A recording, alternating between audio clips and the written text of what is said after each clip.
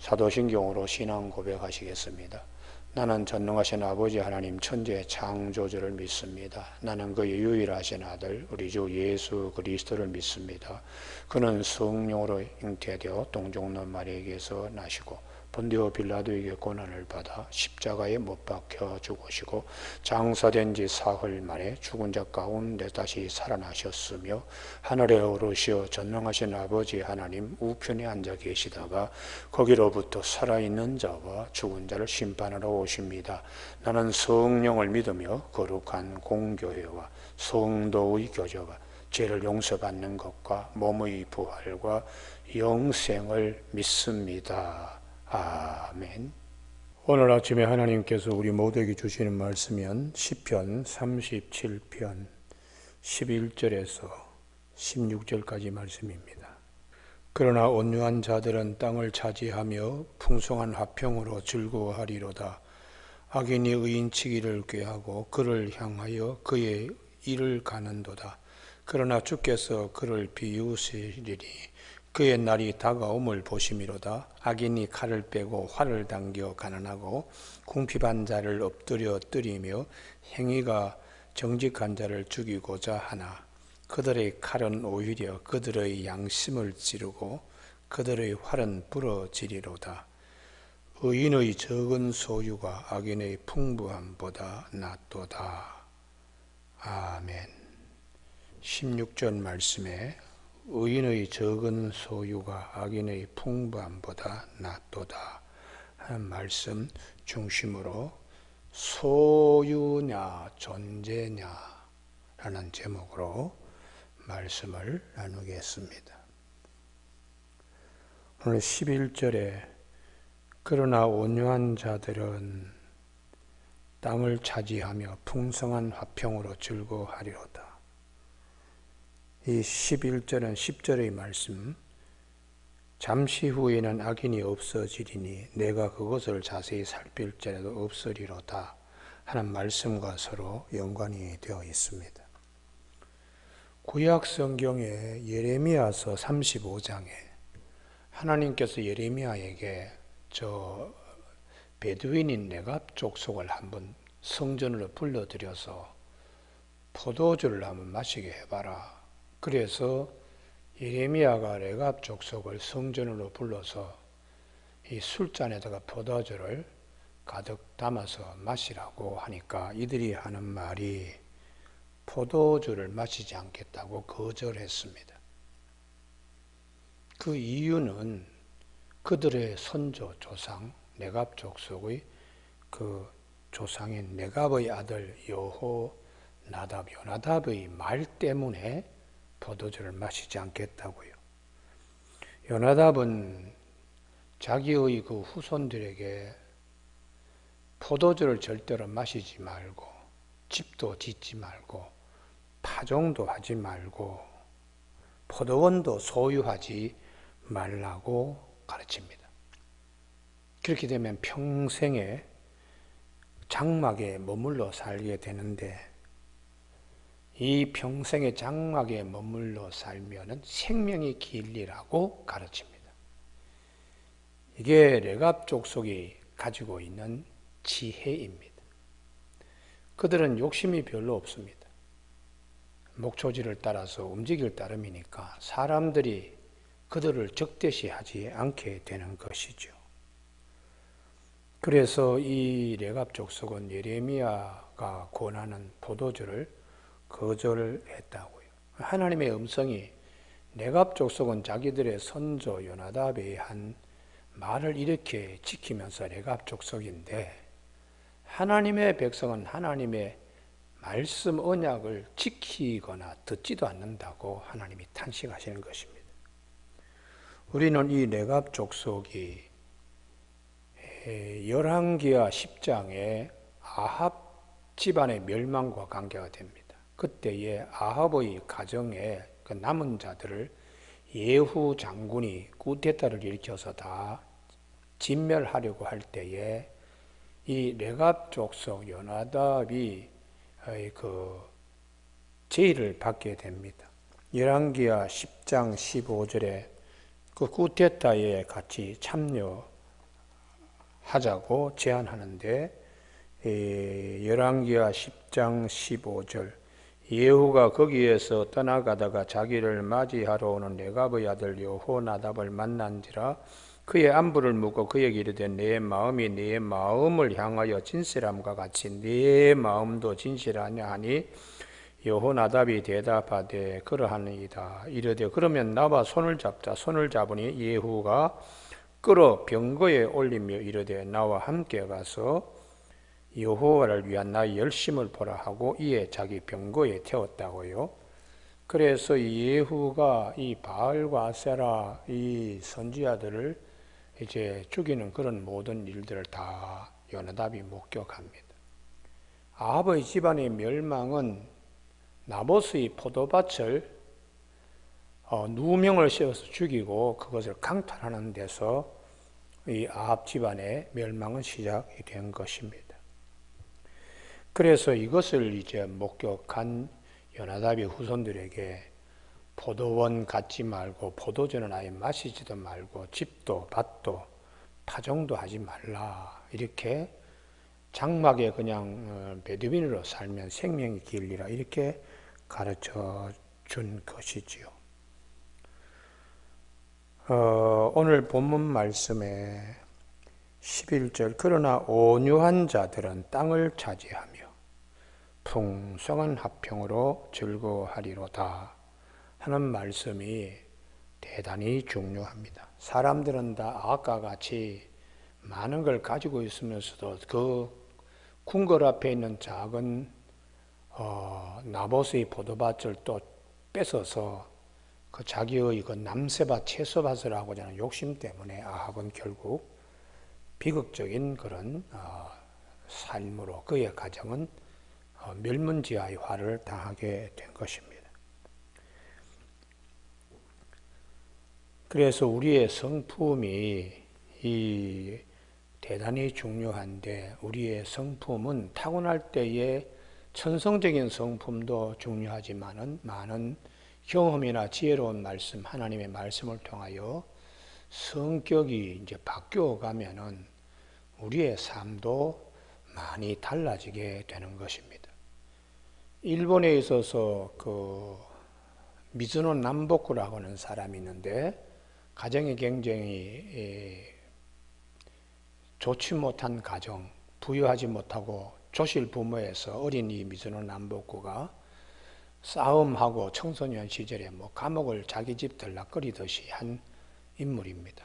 그가 어느 날 감옥에서 나와서 제일 먼저 관상장이를 만나러 갔는데, 이 감옥 안에 있는 사람의 그 얼굴들과 감옥에 들어오지 않는 사람의 얼굴들이 너무 많이 차이가 있어서 그 관상장에게 죄를 짓는 사람은 원래부터 관상을 그래 타고났느냐, 이제 이렇게 물으려고 갔는데, 관상장에게 자기의 관상을 한번 봐달라고 하니까 1년을 넘기지 못할 관상이라는. 그래서 깜짝 놀라서 자기가 1년밖에 살지 못한다면 어떻게 이 길을 헤쳐나갈 수 있느냐. 딱 한 가지 길이 있는데 그것은 출가하라는 것이에요.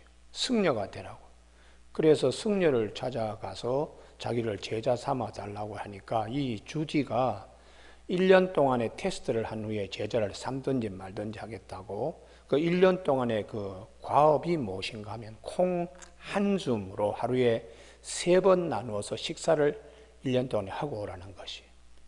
그래서 미즈노 남보쿠는 콩 한 줌을 가지고 하루에 3번 나누어서 먹고 1년을 채우고 주지를 만나러 간 것이 아니고 관상장이를 만나러 갔습니다.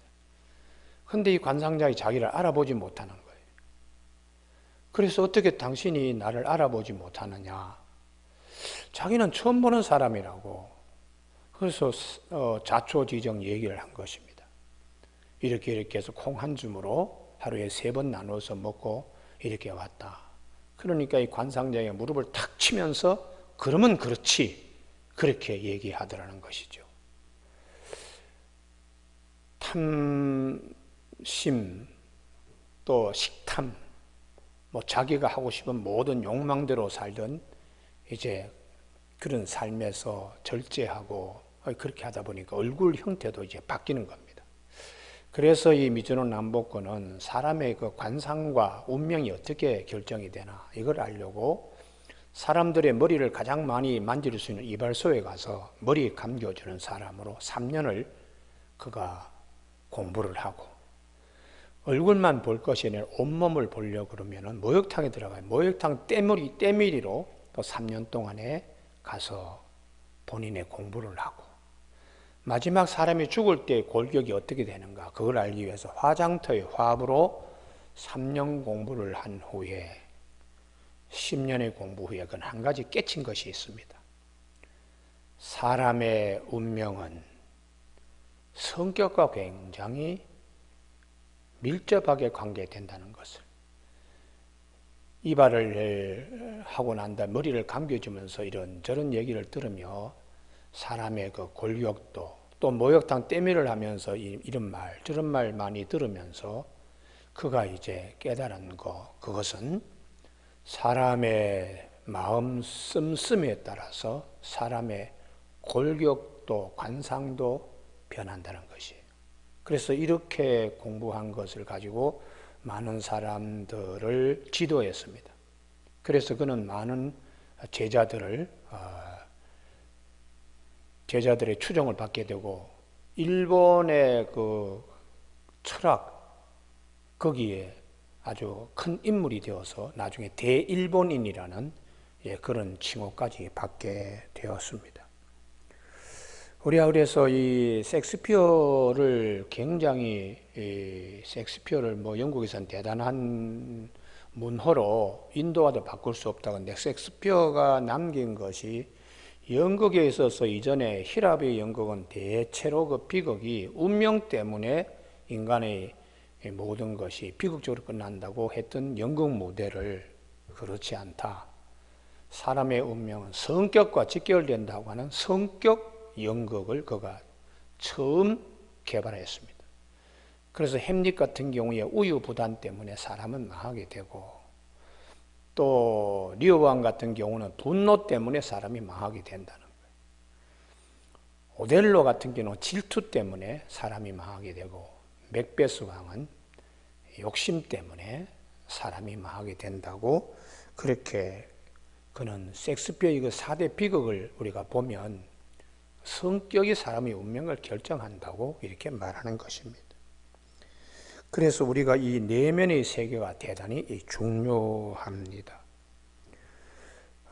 주님께서도 마음이 청결한 자 복이 있다고, 그들이 하나님을 볼 것이고, 심령이 가난한 자는 복이 있다고, 천국이 그들의 것이고, 온유한 자가 복이 있다고, 그들이 땅을 기업으로 받을 것이라. 주님께서 말씀한 팔복은 마음을 주님께서 말씀하시는 것입니다. 오늘 아침에 이 본문 말씀 가운데 특별히 11절에 온유한 자들은 땅을 차지하며, 마태복음 8복 가운데 주님도 말씀하셨지만은 풍성한 화평으로 즐거워하리로다. 하나님께서 허락하시는 귀한 은혜의 자리에 나가는 것인데요. 이 온유한 자들, 아나위임 하는 것은 아나위임을 해서 이 고난당하는 경건한 사람들, 이 사람들은 고난의 결과로 그들이 체득한 것이 겸손입니다. 그래서 살면서 이런저런 일을 많이 겪으면서 더욱더 마음이 겸손해지는 사람들. 어떻게 보면 표준 세번역은 여기서 겸손한 사람들이라고 번역하고 있는데요. 그래서 마음의 상태가 대단히 중요하다는 것이, 우리가 마음이 겸손하고 온유하고 하면 사람들과 싸울 일이 없고 적이 없습니다. 그래서 잠언 18장 12절에 사람의 마음의 교만은 멸망의 선봉이요 겸손은 존귀의 앞잡이라고 말씀하고 있죠. 악인은 어떻게 하는가? 12절 의인치기를 꾀하고 그를 향하여 그의 이를 갈고 그냥 마음에 악이 가득 찼습니다. 그런데 이런 것을 하나님께서 다 지켜내다 보십니다. 그러나 주께서 그를 비우시리니 그의 날이 다가옴을 보심이로다. 시편 14편 2절에서 여호와께서 하늘에서 인생을 굽어 살피사 지각이 있어 하나님을 찾는 자가 있는가 보려 하신즉 누가 하나님의 뜻대로 사는가 하나님이 지켜보신다는 거예요. 이렇게 지켜보시는 가운데도 악인은 14절 칼을 빼고 활을 당겨 가난하고 궁핍한 자를 엎드리며 행위가 정직한 자를 죽이고자 하나 그들의 칼은 오히려 그들의 양심을 찌르고 그들의 활은 부러지리로다. 성경의 말씀이 이러합니다. 16절 의인의 적은 소유가 악인의 풍부함보다 낫도다. 참 귀한 말씀이죠. 우리는 소유의 많고 적음에 따라 사람을 평가합니다. 부자냐 가난한 자냐. 세상은 그렇지요. 그러나 성경은 그 사람이 얼마나 많은 것을 가지고 있느냐를 보는 것이 아니라 그 사람의 사람됨, 됨됨이를 아주 중하게 여겨요. 창세기 4장에 가인의 집안 식구들은 에녹성도 짓고 또 가축하는 자의 비조도 나오고 또 각종 악기를 다루는 음악하는 자의 비조도 나오고 날카로운 쇠를 갖다가 잘 다루는 또 그런 엔지니어도 배출되지만 그 가정에는 하나님을 떠나서 라멕의 노래, 살인자의 노래, 칼의 노래를 부르는 집안이에요. 소유는 많고 세상에서는 뛰어날지 모르지만 내면에 흐르는 것은 악함이 흐른다는 거지. 가장 악한 것은 하나님을 전혀 모르는 겁니다. 그래서 창세기 4장 16절에 가인이 여호와 앞을 떠나서 하나님을 떠나버린 상태. 거기에 비해서 셋의 가정은 하나님을 부르는 가정, 여호와의 이름을 부르는 가정. 그래서 에노스 때에 비로소 여호와의 이름을 부르며 제단을 쌓았다. 창세기 4장 26절 이 한 절의 말씀이 그 앞에 있는 모든 것의 총합보다 크다는 것입니다. 세상의 모든 것을 다 누리더라도 하나님을 모르는 자, 반대로 아무것도 없어도 하나님을 알고 하나님을 경배하는 자가 훨씬 복이 있다고. 그래서 창세기 5장으로 넘어오면 가인의 가정에 대해서 언급하지 않습니다. 셋의 후예들의 장수의 복을 말씀하고 있습니다. 보통 그냥 900세를 다 삽니다. 무드셀라는 969세를 살고 또 하나님과 동행하며 의의 반열에 오른 에녹은 죽음을 맛보지 않고 하나님께 데려감을 당하는 그런 은혜를 말씀하고 있는 것이죠. 그래서 이 가인이라는 것은 뜻이 having, 갖는다, 소유한다는 뜻이. 그런데 그에게 죽은 동생 아벨은 허무, 없음, 무소유입니다. 그렇지만 그는 하나님을 기쁘시게 하는 자였습니다. 이게 이제 소유 중심의 삶보다 내가 하나님 앞에 어떻게 서야 될 것인가 하는 존재 중심의 삶이죠. being이죠. being, having이 아니고. 그래서 라이론드 리버라고 하는 그 철학자는 유명한 책을 남겼지요. 소유냐 존재냐 하는 유명한 책을 남겼습니다. 오늘 이 본문의 16절 의인의 적은 소유가 악인의 풍부함보다 낫도다.